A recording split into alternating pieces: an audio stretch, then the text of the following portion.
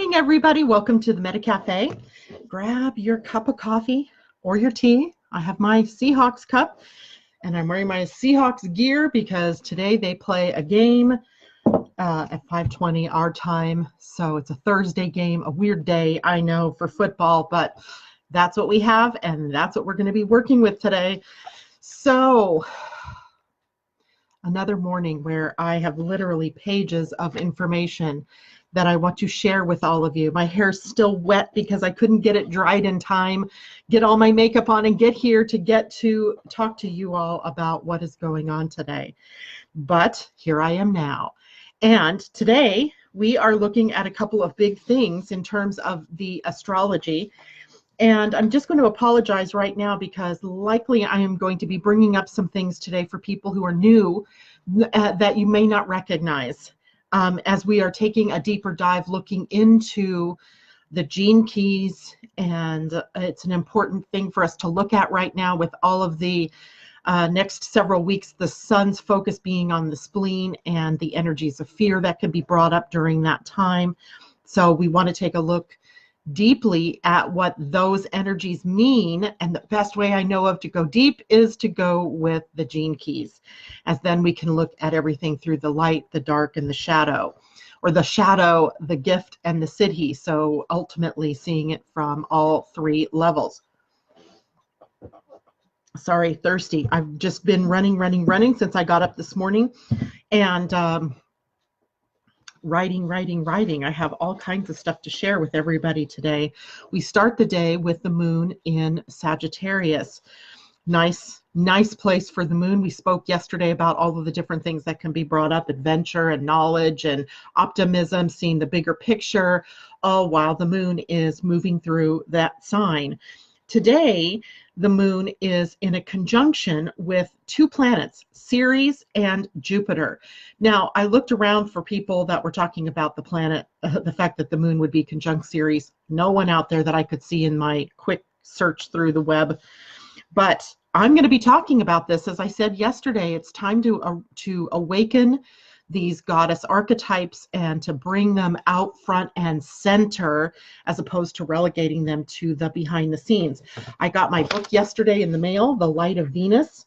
This is written by Adam Gainsbourg. Interesting, a guy is writing about the planet, feminine planet Venus. At the bottom it says, embracing your deeper feminine, empowering our shared future.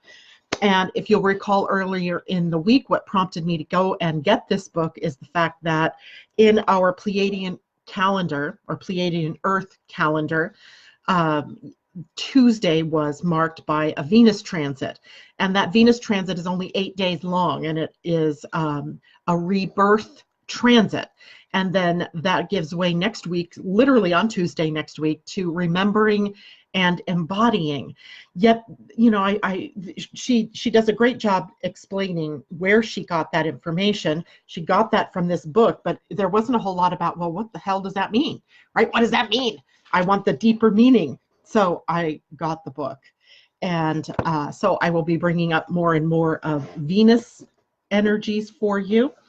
Now, let's take a look then what the moon in Sagittarius conjunct Ceres might mean. Ceres is the mother goddess. She is the goddess that you will often see holding a sheaf of wheat or a cornucopia. She is the goddess that is at once about abundance and food and crops and the nature of our food supply and how we care for and nurture the earth as we would our own children.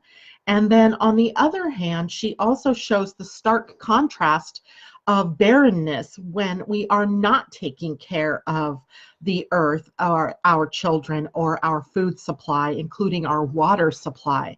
So she's a goddess that's very environmentally aware. When I think of her as Mother Nature. You know, you guys, some of you who are older may remember commercials. I don't know if it was when I was a kid or maybe I was a young adult, about Mother Nature and butter. God, what was that commercial?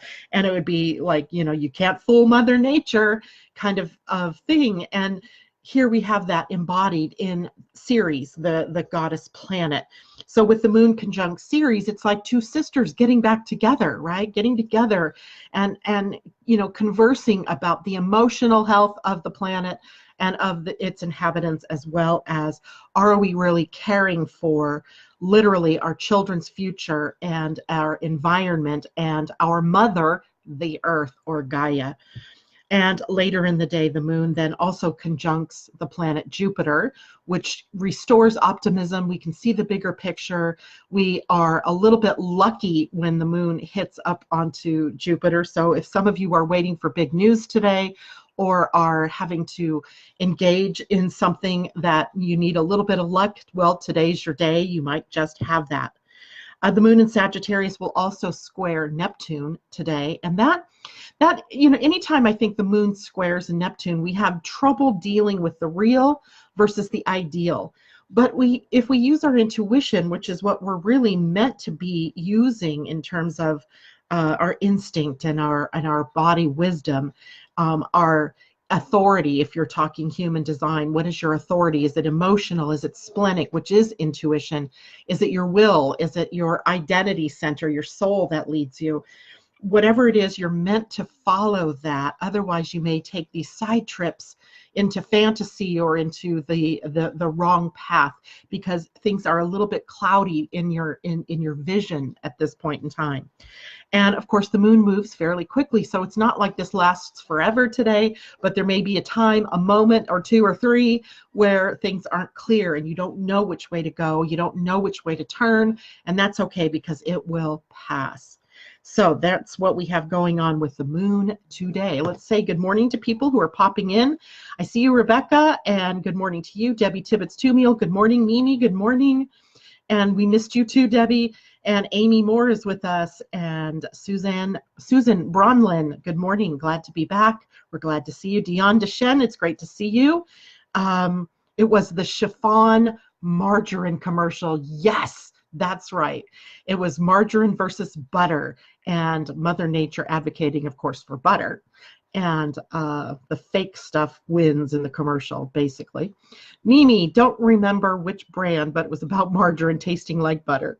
Indeed. Colleen, good morning. Rebecca says, yes, her rebirth in the sky as an evening star. I'm so excited to hear your insights today. Did my best as well. Great.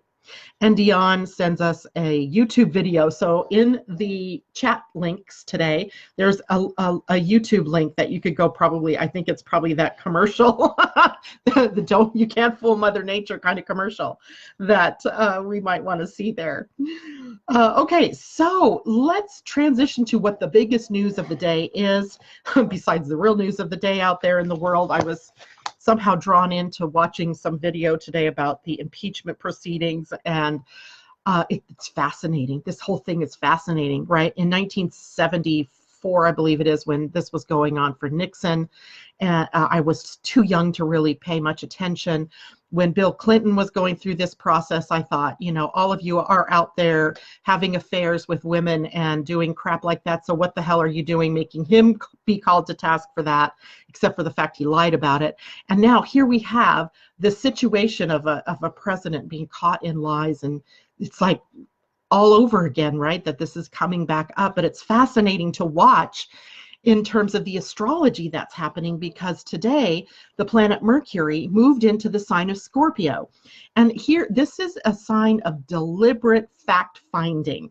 And Mercury in Scorpio has deep, investigative, probing energy. It's not going to leave any stone unturned, right? It is not going to be just a 3-week transit either, like Mercury usually has.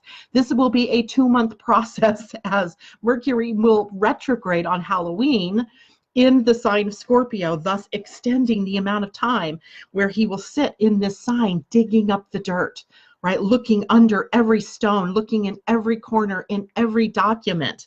And that does not bode well for the President of the United States, nor the Vice President, if what I heard last night is true.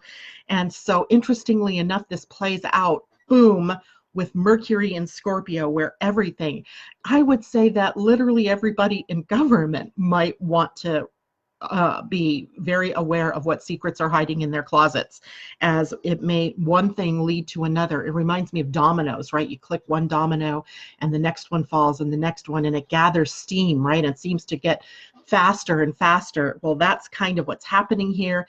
It is Mercury that will trigger that, looking under and into everything over the next 2 months until December 9th. So to me, when I hear Congress wanting to wrap this up before the beginning of the year, I'm not sure that they will wrap it up, but I am sure they will have uncovered everything that they could through the next couple of months. Now, in this particular placement, it's not that Mercury is, well, you got to remember there's depth and intensity when we have Scorpio involved in anything. But what does Scorpio truly, really want? What is the purpose of the unturning of every stone and the looking into every nook and cranny and corner and closet? It's truth, right? It's the search for truth.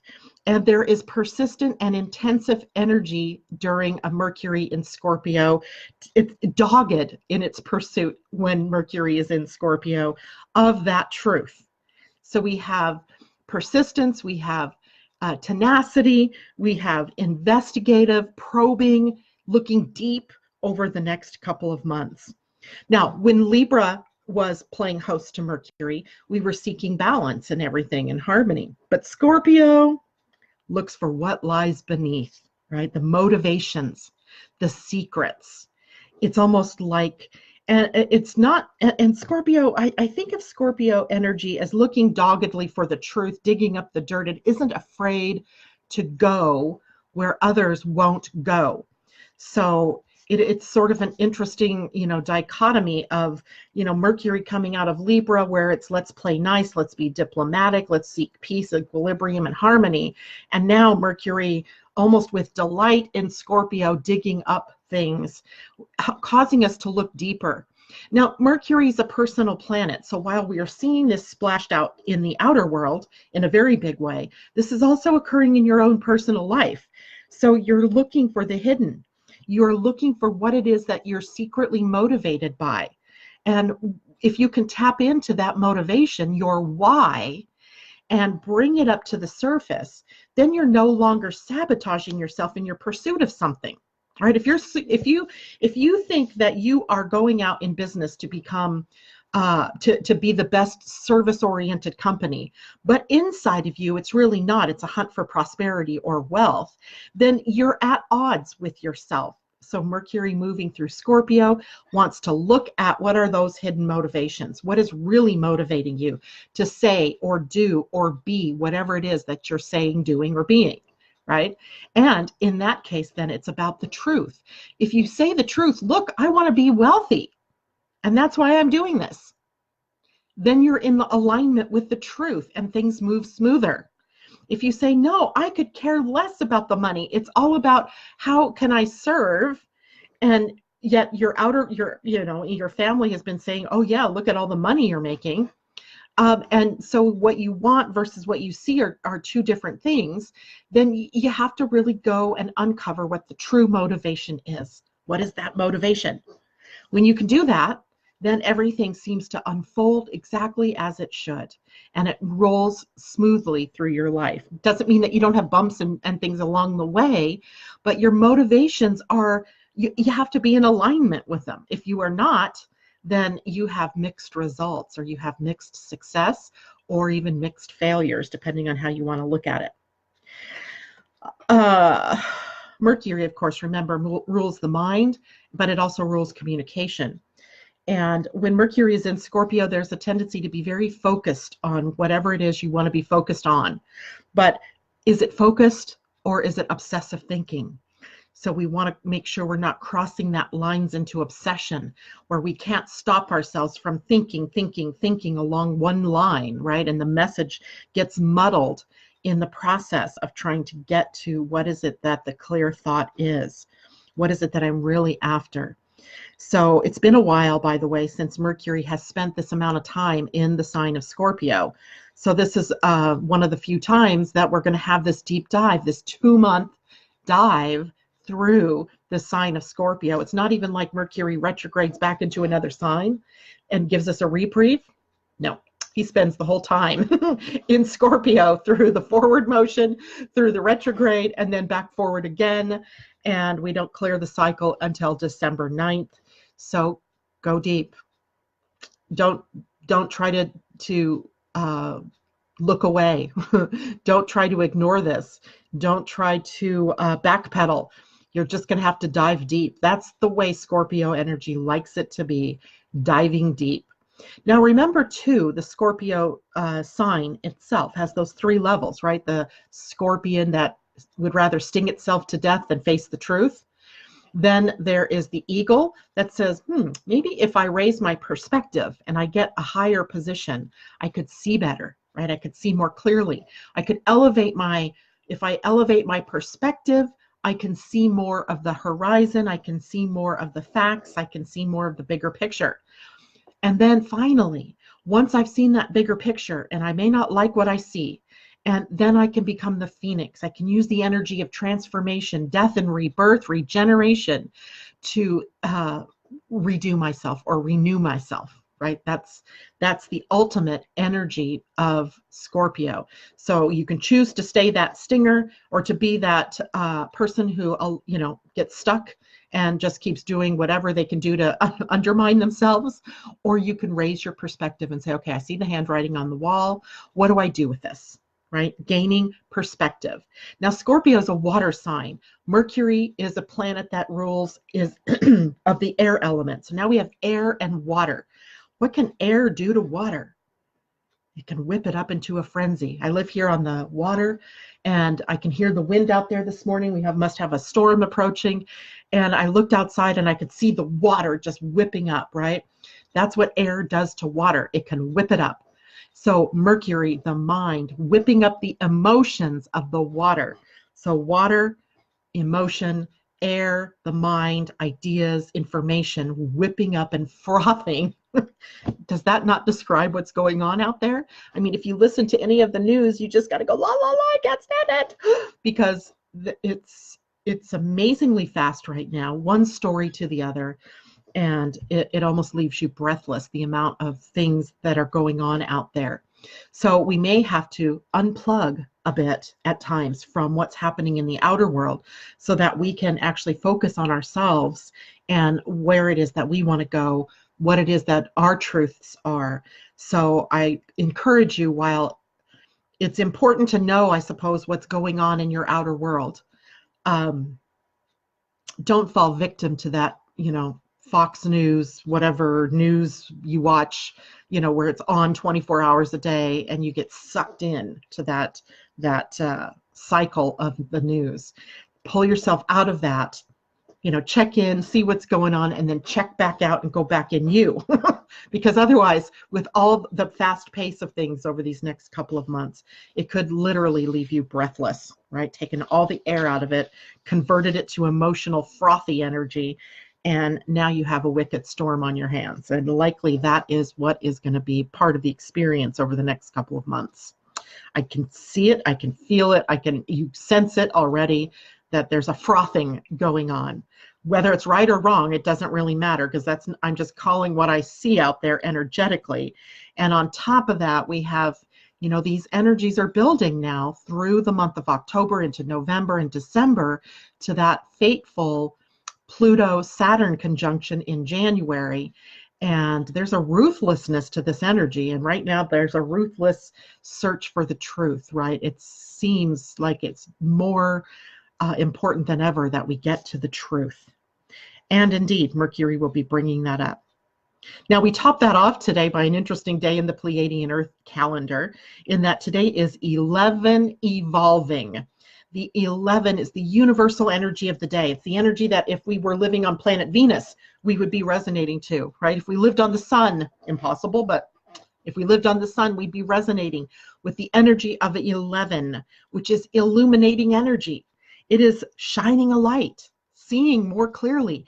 It is taking that flashlight and shining it into the darkest corners, in order to see things more clearly, right? To be illuminated.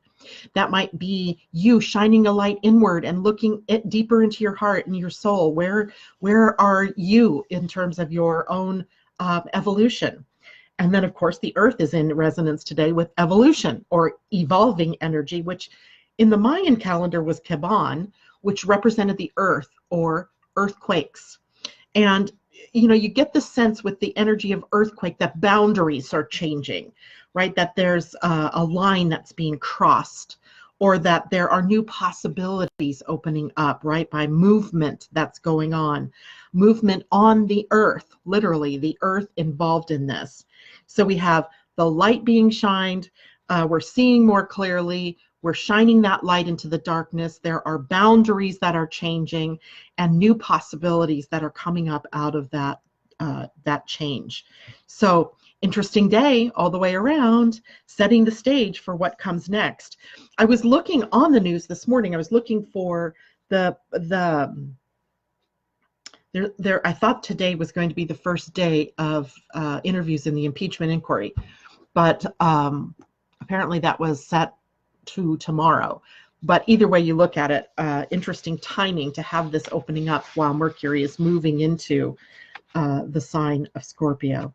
So irregardless of your political leanings, this is how democracy works.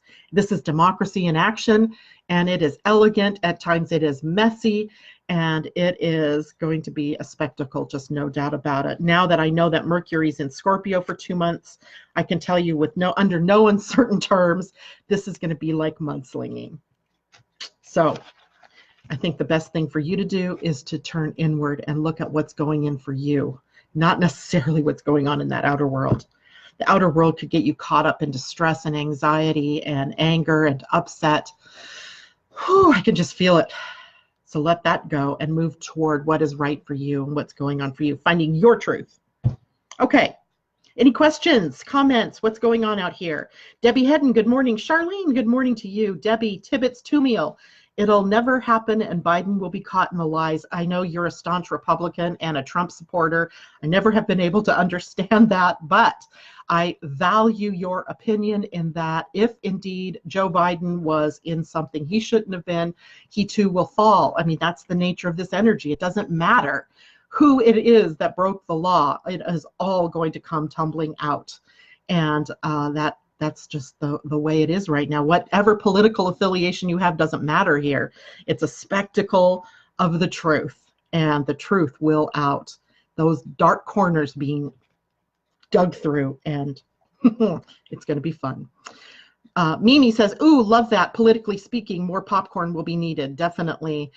I guess what I really don't want is for us to all be so involved in what is going on here in the United States and the outer world that we forget that we are the persons involved. We are the ones that can make the changes. We're the ones, right? If we're so caught up in all of that drama, then we're not focusing in on our own world. Right? And maybe that's the real problem on the planet, right? Is that the dramas that play out, no matter whether they're right or wrong or who's right, who's done what, it doesn't really matter. It's that drama out there drags you away from what you need to do and who you need to be. That's my concern. It's not so much who did what or when or whatever, right? With the right or the wrong of it doesn't really matter. It's that spectacle and drama draws you away from your path. It draws us as individuals into someone else's drama. And you need to be in your own world, living your own life, creating as a co-creator, a responsible co-creator of our reality.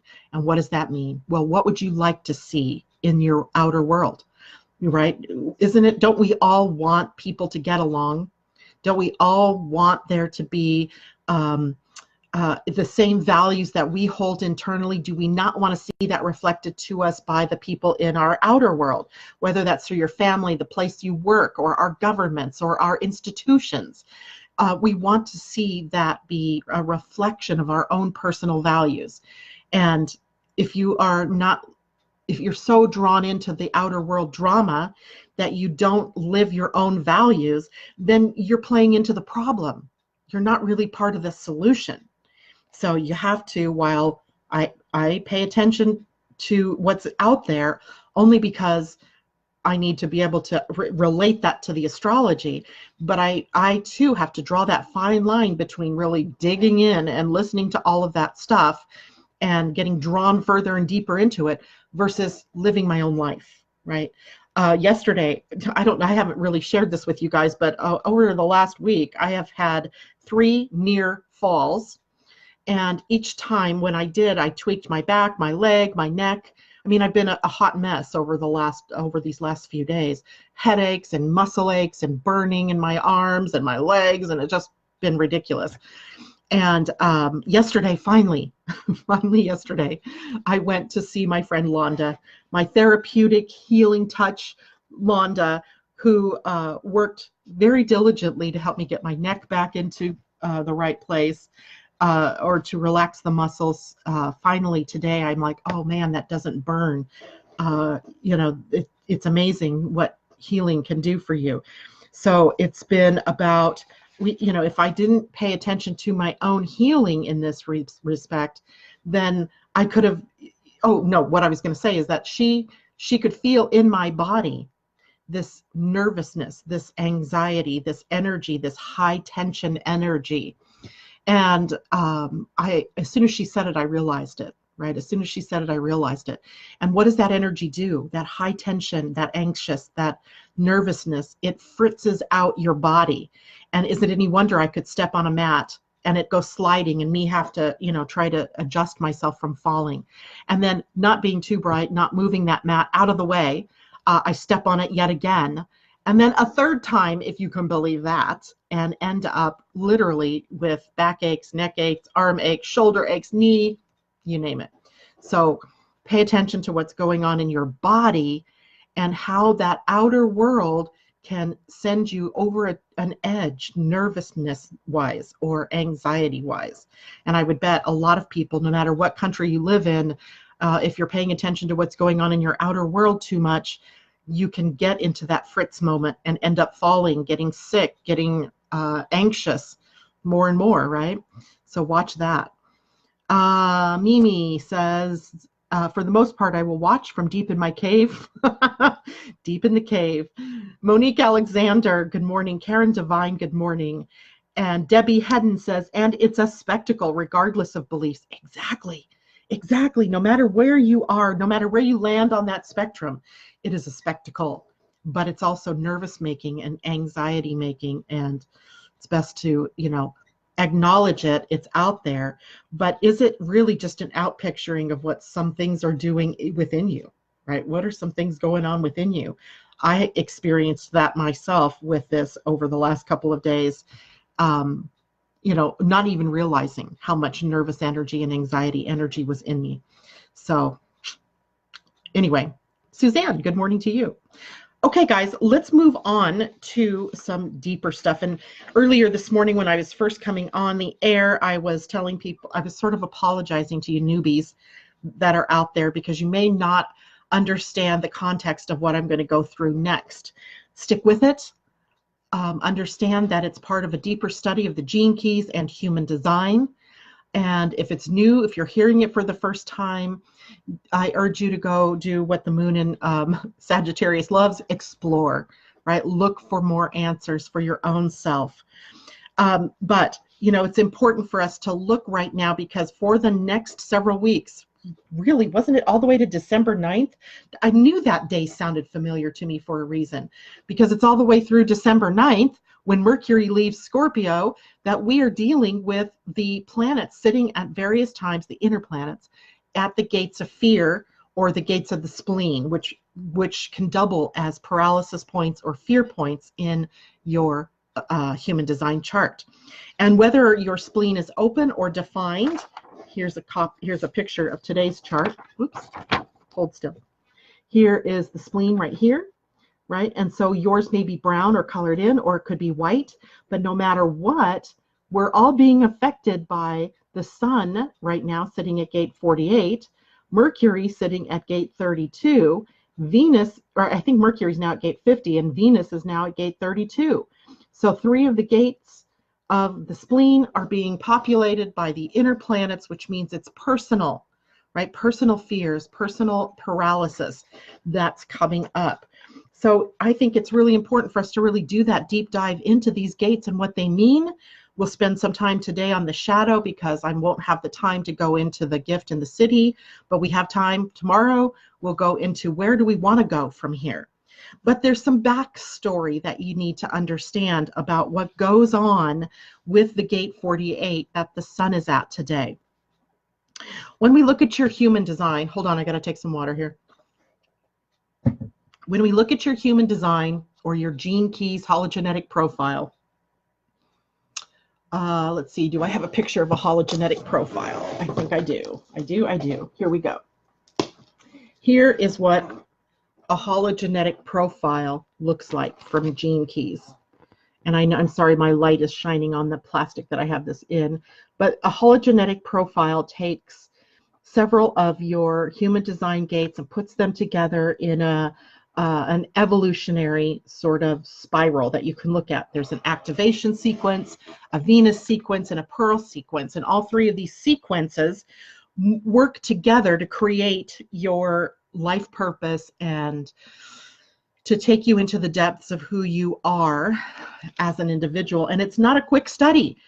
This isn't something like you can just do. I can't even do a reading like this, right? I would have to spend time with you in depth over several meetings in order to really help you understand the depth of what information is encapsulated in this gene keys hologenetic profile. But there are three key things that go on here that we're going to start talking about today. One is that you have three developmental periods of time in your life. The first is about your physical development from birth to about age 7. So there's a gene key that represents your experience in the shadow and the gift and the siddhi that was developed in you for those first 7 years. Then, and by the way, that's the gate 18 rules that, you know, like a planet like Saturn rules Capricorn. Well, the gene key 18, perfection, rules the shadow of the gift. The highest expression is perfection. Judgment in the lower extreme rules those first 7 years of your development. And then it is further defined by where your personal gene key was sitting during that period of time. Now, the second development period is from 7 to 14. And that is literally the most impactful time for you, as it is the time period where your emotional self is being developed. And it is the gene key 48 that rules that period of time. The sun right now is sitting at the gene key or the gate 48. So we're kind of linked right now in time to our emotional development as human beings, as a human being. Now, also in your own gene key hologenetic profile, you're going to see a gene key that represents that period of time in your development as well, personally. So overall, the gene key 48 rules it, but you also have a personal gate, a personal gene key that ruled your development. All right, so I'm just going to check in. If anybody's having trouble following me, let me know, right, so that I can go back. Good morning, Kathy. Charlene says, yeah, exactly, Charlene. Great. Karen, BRB lost volume. That must be on your end, Karen. Everybody else, check in with me real quick. Are you hearing me? My mic is on. I don't think I'm muted. I don't see anything that tells me I'm muted. So I'm just going to go with the flow here and say, yes, you can hear me. That may be something in your own system, Karen. So the 48. This is the 48 right here, by the way. It is the gate that we call in human design the well, or it is also known as depth. It is a place of wisdom seeking and where fresh knowledge comes to us, right? That is in its neutral station. But in its repressed energy, when we're repressing this energy in this gate, it becomes a fear of inadequacy, that we're not good enough, that I don't know enough, that I can't do this for you because I don't know enough, or I haven't read enough books, or I don't have enough certifications, I don't have letters after my name, I didn't go to college, whatever it is that you may use as a reason to stop yourself from getting out there and sharing what your particular form of wisdom is, right? That's that shadow. In the more rebellious end of things, this can be a very thirsty placement, meaning that you just are wanting to absorb more and more knowledge, and it's the thirst for knowledge. It's the needing to know more and more and more, but without ever letting any of that out. That becomes a problem, right? You're holding on to all this knowledge, but the more you're absorbing, the more you're getting maybe confused. Depends on the, how your chart is aligned. You may be getting more confused. You may be further away from mastery than you are in mastery, which is gate 48 is really part of the stream of mastery in your human design. It's about where are we mastering, what are we here to master in our lives, in this incarnation. So it propels us forward. In its positive expression, it is, we have everything within us that we need, right? We have the courage, we have as much knowledge as we have in that moment to be able to share with others. We have that deep well that we can go to, right? We have inherent wisdom, we have inherent knowledge that we can bring up in the moment of need to share with others as we demonstrate our mastery to the world, right? So the 48 is really about how we demonstrate what we know and how we demonstrate our mastery. Note, for example, if you're anybody in the healthcare field, you didn't just go from book learning to being a nurse or being a doctor, right? You had something called clinicals, or you had what's that of the doctors that are in their I can't think of the word, but anyway, where you have to actually demonstrate what you know. You have to go out and practice what you know, right? So the gate 48 is also a gate where we have to demonstrate our knowledge. We have to demonstrate mastery, and it's like the next part of your learning, right? Your learning isn't just about what you can read in a book. It's now I've got to take what I've learned from the book and I have to apply it. It's the application then of mastery. All right. So I hope everybody's getting this so far. If you have any questions, just let me know. Everybody's hearing good. Okay, good. Londa, good morning to you. Yep. Oh, thank you for reminding me, Londa, that I'll make sure to bring that up in a little bit. So when we look then at the gate 48, let's tear it apart a bit. And as we tear it apart a bit, we're going to see, first of all, the wonder of uncertainty. I do believe that's the actual name of this gene key, is the wonder of uncertainty. And in it, we see that crisis is a bonding mechanism in humans. It's sort of a uniting power, right? Like World War II or 9/11 or, major airplane crashes, or it tends to be these major crises that bring humanity together. So the power of the gene key 48 is rooted in communion, how we commune with one another, and how we serve, right? And we can't serve just by absorbing knowledge. We have to serve by demonstration, right? So the 48th gene key governs that whole emotional cycle in your development. And we receive contradictory and confusing information during that period of time, right? About how to handle our emotions, about how to handle our sexuality. Think about it, age 7 to 14, it's a huge part of your development. Puberty sets out in that period of time. And the only real way that we have to explore that is through our parents. And that's what you see in all three of these cycles, the EQ, which is what we're talking about now, the emotional development, the physical development, and then also in the mental development, is that it's largely based on our parents. And here we end up with this energy that we've absorbed into our design based on the coming together of the egg and the sperm during conception, right? And that energy then is seeping into you via the energy fields of what it is you came here to experience. So it's already kind of set into motion, and you're looking to your parents for how it is that you're meant to deal with these very powerful emotions and how you're meant to deal with your sexual nature. And take a look at this. Generally speaking, emotions were meant to be pushed down, right? Somehow the emotions got equated with low intelligence, right? Or as something that undermines your intelligence. It's a fascinating thing to look at, right? How it is that we learned early in our development, in our youth, that emotions, there's something not right about emotions. Now, not everybody, of course, might have had that same experience, but try having an anger fit when you were 7, 8, 9, 10 years old, and what did your parents do? Go to your room, right? That's not proper behavior.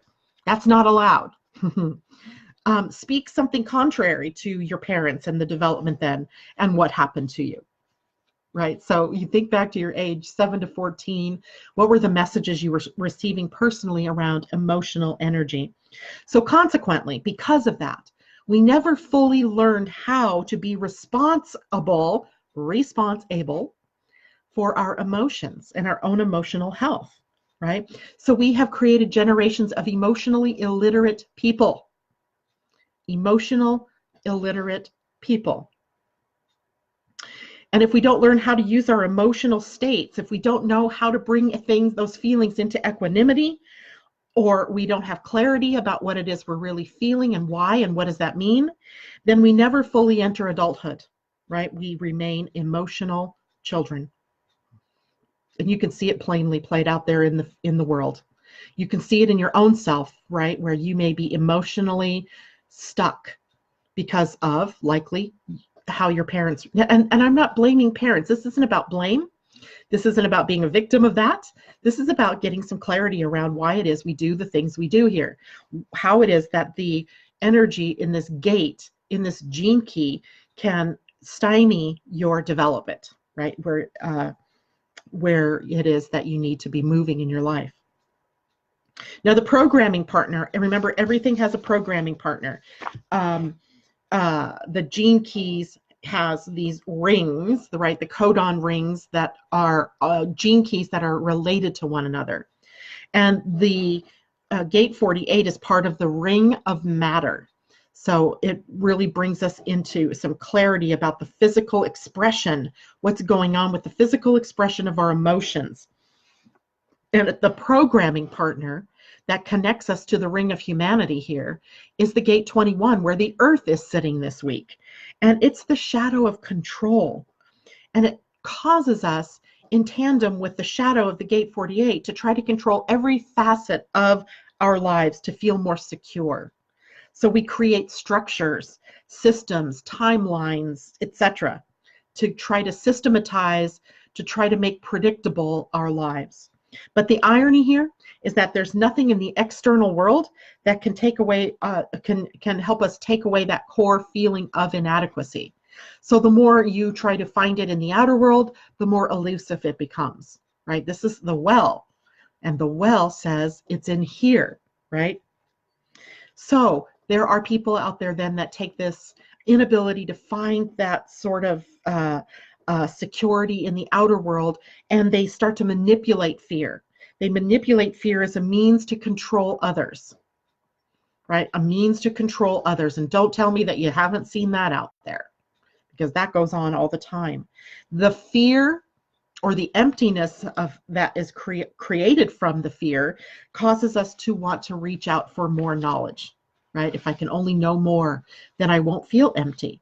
If I only knew more, then I would, this fear will go away.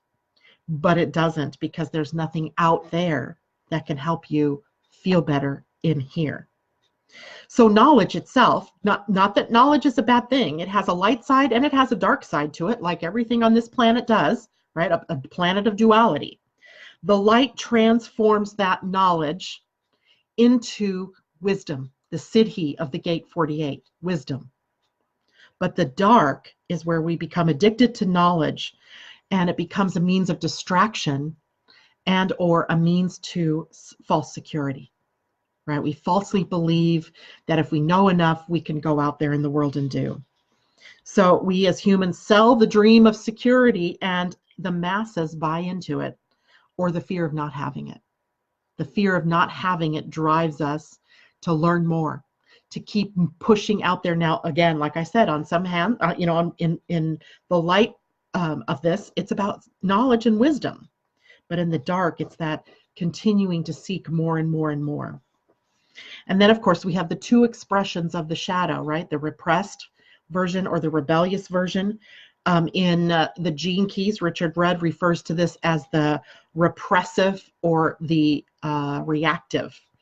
And they're both different ways in which the shadow energy can become expressed. In the repressive, it is burying your head in the sand, right? It's refusing to see the knowledge, that what knowledge can bring you to. In Gene Keys, in human design, we call the repressed expression of that gate inadequacy, right? It's inadequate. In the Gene Keys, it's bland, burying your head in the sand. These are the sheeple, the people who conform to the fixed patterns given by society in order not to face their fears. Sheeple, right? Have you ever seen that picture? I'm not sure who the artist is, and it's a flock of sheep, and they're all headed toward a cliff.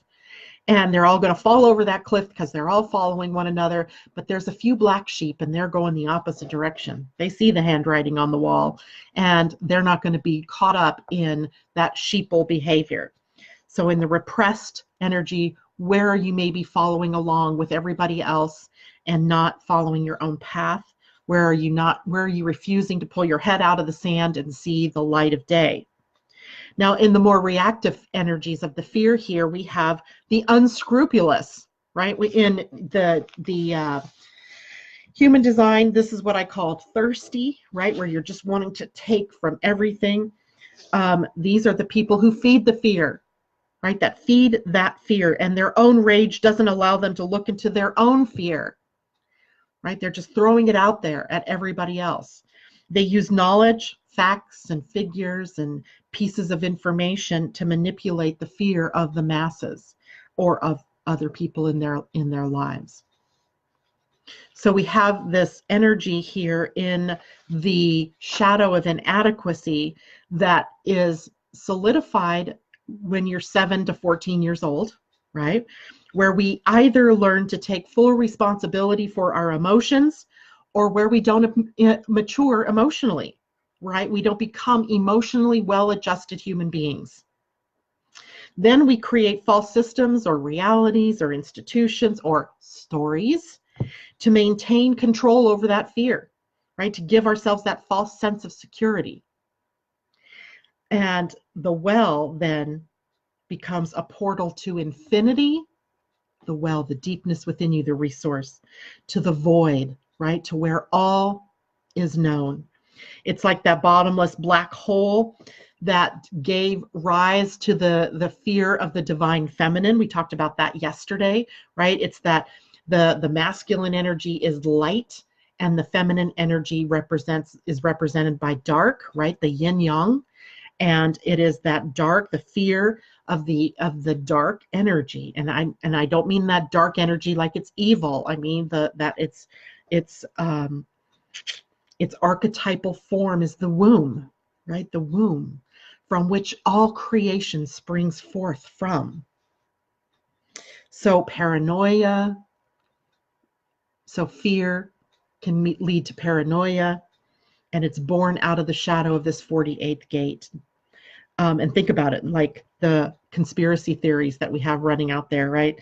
The men in black, our fear of aliens, governments, right? We see that the Democrats are, the deep state, or we see that whatever that means. And we have, Republicans that are overly conservative and want to take away all of our rights. We have gods who are controlling us, right? Who are going to strike us dead if we don't do things the way they want them done. So with the systems that we put in place, with our stories, we relegate those fears to the background, but then we never become emotionally responsible for those fears and what they mean to us.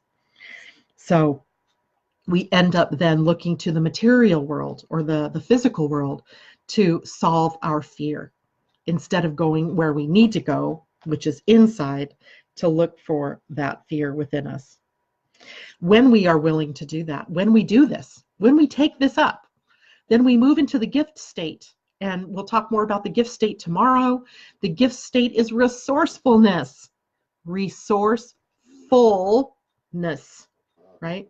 We could spell it differently with resource and then full, F-U-L-L-ness, the state of being full of resources. Your inner world is filled with resources, and that's what we really need to look for. Where are our resources and how do we use those? Because you're not doomed to just be that emotional cripple if indeed that was what happened to you during your 8-7 to 14. You know, these cycles are where things were established for you to begin to evolve through. So you're not a victim. Right? You're not a victim because, let's see, what was my emotional, mine was 29, which my emotional development was all about saying yes to everything, even if it took me into territory I didn't want to be, right? I don't know where that message came from. If I sat and worked with that a little longer, I might figure this one out, or I might feel my way into that emotional energy. And it's a worthy exploration for all of us. Now we have Mercury moving into Scorpio to help us plumb that depth.